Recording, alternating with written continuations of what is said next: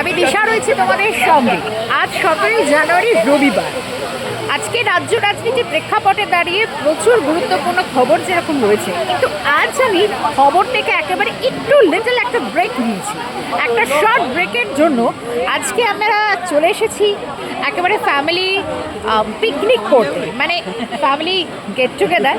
এবং সঙ্গে যেহেতু আমরা সবাই মিলে সবাই কর্মব্যস্ত জীবনে প্রচণ্ড বিজি, আর শীতকাল মানেই কিন্তু পিকনিক, খুব হুল্লোড়। আর আজকে আমরা সবাই মিলে একটা সময় বের করে এই মুহূর্তে বৈদ্যবাটির বড়বিথি পিকনিক স্পটে রয়েছি, সবাই মিলে রয়েছি। আজকে পরিবারের সঙ্গে একটা টাইম কাটানো, এটাই হচ্ছে উদ্দেশ্য, মানে যেটাকে আমরা চড়ুই ভাতি বা পিকনিক বলবো। প্রচুর ভিড়, সেটা পরে দেখাচ্ছি। আগে আমার প্রত্যেকেই রয়েছেন, সকলকে একবার দেখাবো।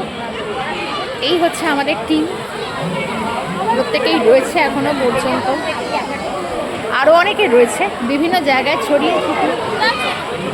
তোমরা সবাই আমার ব্লগের জন্য একবার হাই বলে দাও। আজকে কোথায় এসেছি?